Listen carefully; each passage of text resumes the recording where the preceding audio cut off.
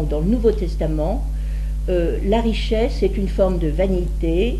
La véritable richesse, c'est le royaume de Dieu. Il est dit dans l'Évangile que l'accès des riches au royaume de Dieu sera difficile. L'abandon des biens est conseillé à ceux qui veulent mettre en pratique la parole évangélique, et c'est ce que feront les ordres religieux qui pratiqueront la pauvreté. Au Moyen-Âge, l'économie continue d'être soumise à la morale, l'avarice et la convoitise sont condamnées comme des vices, les pères de l'Église suivent tout à fait Aristote en dénonçant le prêt à intérêt, qu'on appelle l'usure, car il permet de gagner de l'argent sans rien faire, il fait naître l'argent de l'argent. Pourtant, au XIIIe siècle, saint Thomas d'Aquin réhabilite le profit à condition qu'il soit modéré et honnête et destiné aux seuls besoins de la famille du commerçant. Cependant, aussi au XVIe siècle, je parlais du XIIIe siècle avant, mais je suis à la fin du Moyen-Âge, début de la Renaissance, le problème des indulgences, permettant d'échapper en partie au purgatoire en rachetant des peines temporelles infligées par les confesseurs, sera dénoncé par Luther. Parce que là aussi, c'est une manière finalement de croire qu'une partie de la vie pourrait être monnayable. À la Renaissance, cependant, avec la réforme protestante, surtout avec Calvin, la richesse commence à être réhabilitée. Elle devient une étape nécessaire à l'acquisition du pouvoir. Alors j'ai trouvé cet argument, comme j'ai un professeur d'allemand ici, on me dira si c'est vrai ou si c'est faux, j'ai trouvé comme argument que le terme allemand Reich, qui veut dire à la fois riche et puissant, apparaîtrait à cette époque-là, donc à la Renaissance, c'est-à-dire que la richesse deviendrait un signe de puissance à ce moment-là. Et en particulier Max Weber, sociologue du début du XXe siècle, a montré les affinités entre l'éthique protestante et le capitalisme, parce que le profit n'est plus mal vu à partir de ce moment-là, dans la mesure où il est réinvesti dans une activité économique utile, dans la mesure où il sert le travail productif et il participe à l'œuvre de Dieu. Donc à partir de ce moment-là, fin de la Renaissance, la recherche du profit est déculpabilisée et elle prend son essor indépendamment de toute référence religieuse. 18e et 19e siècle, je passe vite, sont les grands siècles de l'économie. La révolution industrielle commence à battre son plein. Ce sont en particulier les grands économistes Adam Smith, Malthus, Ricardo, Stuart Mill qui découvrent que c'est le travail qui produit les richesses. Jusque-là, on croyait que c'était l'or et l'argent qu'on avait glané lors des guerres qui constituaient la richesse d'un pays. Adam Smith en particulier va montrer que c'est le travail qui produit la richesse, mais c'est aussi l'époque où on affirme que les lois de l'économie sont naturelles, immuables, sempiternelles et qu'on ne peut pas les changer. Marx au XIXe siècle conteste évidemment cette idée que les lois de l'économie sont nécessaires et éternelles. D'un côté, il va affirmer la prépondérance de l'économie comme l'infrastructure qui détermine tout, qui conditionne tout, puisque ce sont, dit Marx, les conditions matérielles d'existence, à la fois biologiques et économiques, qui déterminent la manière dont les hommes vivent et même ce qu'ils pensent. Ce sont les conditions matérielles d'existence qui déterminent dans une société le droit, la politique, la morale, la religion, la philosophie, l'art. Seule la science, selon Marx, échapperait à l'idéologie, puisque finalement toutes ces infrastructures conditionneraient l'émergence des idéologies qui seraient les superstructures, qui seraient les produits finalement de la manière dont les hommes vivent. Ce que les hommes pensent est l'expression de la manière dont les hommes vivent. Et quand les conditions matérielles d'existence changent, par exemple, de nouvelles techniques apparaissent, nouveaux moyens de production, de nouveaux capitaux affluent, et bien à ce moment-là, les modes de vie changent et les modes de pensée changent. En un sens, on pourrait dire que rien n'échappe à l'économie, voilà ce que pensait Marx, voilà pourquoi il était important pour lui que l'économie soit juste et équitable, puisque justement, tous les modes de vie et toutes les pensées étaient l'expression de l'économie. Alors, deuxième idée chez Marx très importante, c'est qu'il montrera, contrairement à ce que pensaient les économistes de l'école classique que j'ai citée tout à l'heure, il montrera que ce n'est pas au moment de la distribution des richesses que se créent les inégalités, quand la distribution des richesses est inégalitaire, mais les inégalités s'opèrent au moment de la production des richesses, parce qu'il y a des gens qui possèdent les moyens de production, les capitalistes, la bourgeoisie pour Marx, ceux qui possèdent les terres, ceux qui possèdent les usines, ceux qui possèdent les capitaux, et puis ceux qui ne les possèdent pas, le prolétariat. C'est là que commence la première violence. La première violence, c'est la lutte des classes et l'exploitation de l'homme par l'homme. Et Marx dénoncera en particulier le mode de production capitaliste fondé sur l'accumulation de l'argent et la plus-value, qui est la part non rétribuée par le capitaliste au travailleur, c'est-à-dire une partie du travail du travailleur est volée, si on peut dire, aux travailleurs, ce qui est en partie ce qui donne en partie le profit du capitaliste. Bon. Alors ça, cette critique, elle est quand même à connaître, elle est intéressante. À partir de la fin du XXe siècle, 1980, c'est la naissance de la mondialisation dont Pierre vous a largement parlé. Aujourd'hui, on parle d'économisme, j'ai découvert ça en lisant les livres, comme d'une nouvelle idéologie. L'économisme, c'est la domination de la société par l'économie.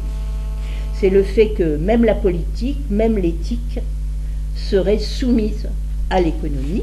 C'est-à-dire que l'économie imposerait son modèle, ses valeurs, ses préoccupations. On parle de démocratie de marché. C'est intéressant parce que c'est un mixte politico-économique entre les démocraties pluralistes, mais qui seraient sous la domination du marché planétaire. Et on parle aussi de diplomatie économique. C'est intéressant aussi ce concept. Ça veut dire que les États n'auraient plus le monopole de l'autorité internationale sur le plan politique. Ce seraient des considérations économiques qui, finalement, seraient l'enjeu majeur des relations entre les États. Donc la question c'est, est-ce que cette évolution laisse de la place à une vie en dehors de l'économie, puisque c'était ça notre sujet? Est-ce que tout dans notre existence est livré à des rapports marchands? Ou bien est-ce qu'il reste de la place pour autre chose? Est-ce que nous nous en plaignons? Ou est-ce qu'au contraire, nous nous en réjouissons? Car je pense qu'il y a les deux attitudes possibles.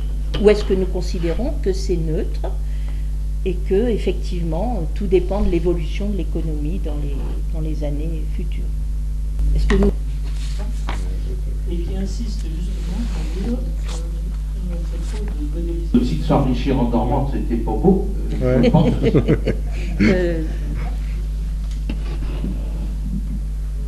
pour dire qu'effectivement, mais tout ça, ça s'est appliqué au secteur marchand.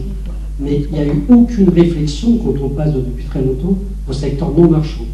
Produire un téléviseur, on n'y arriverait pas. Voilà. Donc on est un petit peu dans une période paradoxale et charnière, à mon avis. Oui, parce que nos besoins ne sont plus des besoins naturels. Qui est là ce soir? Est-ce que les gens que je côtoyais moi à Saint-Denis ou que je côtoie à Sarcelles, ils ne sont pas là? Comment? Ah, alors ça, je veux bien qu'on en parle à la fin du mois. Alors moi, d'abord, en ce qui concerne le groupe, je trouve que ce qui est intéressant, c'est qu'on a peut-être commencé par être très négatif à l'égard de l'économie.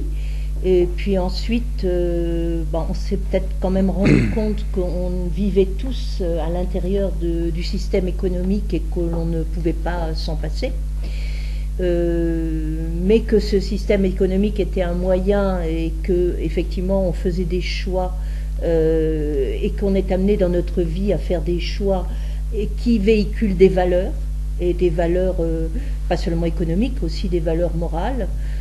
Donc je pense que nous sommes conscients qu'il faut vivre avec ce monde, mais que chacun a une part de responsabilité, le mot a été employé tout à l'heure, a une part de responsabilité dans l'usage qu'il peut faire des banques ou dans l'usage qu'il peut faire de ses possessions qu'il a, de là où il met son argent. Je crois qu'il existe aussi des systèmes d'aide bancaire aux plus démunis. Enfin, je ne sais plus comment ça s'appelle, mais la banque, ça a un nom. Solidaire, je crois. Microcrédit. Microcrédit, voilà, c'est ça.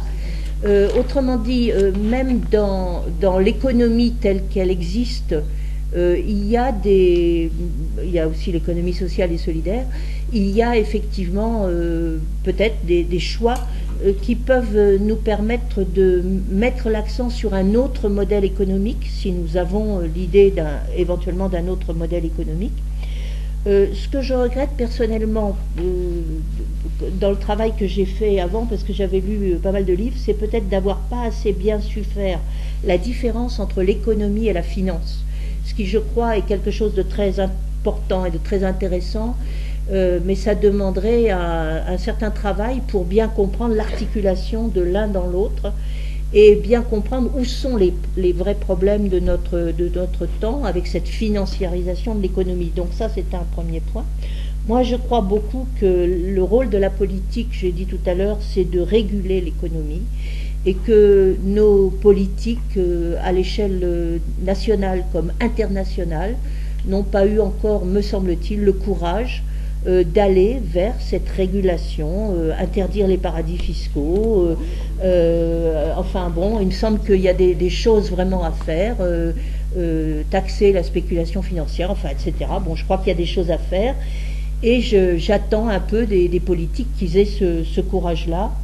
Je pense à Jacques Attali qui dit, lui, qu'il faudrait une gouvernance mondiale pour que vraiment le problème se règle, et je serais assez d'accord là-dessus.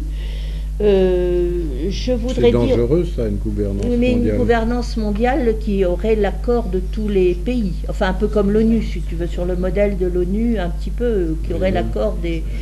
Bon, enfin, je ne sais pas comment ça fonctionnerait, hein, bon. Je ne sais pas. L'institution, c'est le rapport de force. Oui. C'est pas quelque chose de juste, mais c'est le rapport de force. Oui. Enfin, je ne sais pas. Moi, le sentiment que j'ai, c'est qu'on est quand même, dans une crise de civilisation sur ce problème-là, qu'il faut changer de schéma de pensée et que il faut absolument que l'économie redevienne au service de l'homme et de tous les hommes, parce qu'effectivement, pour le moment, elle est quand même au service plutôt des riches, ou enfin des classes aisées.